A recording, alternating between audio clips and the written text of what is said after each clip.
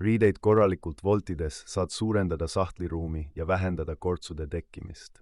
Alusta T-särgi voltimist, asetades see sirgelt tasasele pinnale näoga ülespoole. Voldi mõlemad küljed sissepoole umbes kolmandiku ulatuses, tekitades sirged servad. Seejärel voldi särgi alumine osa ülespoole krae suunas, tehes seda 2 või 3 etapis olenevalt särgi pikkusest. Lõpptulemusena peaksid saama kompaktse ristküliku, mida saab sahtlisse püsti asetada, mitte üksteise peale laduda.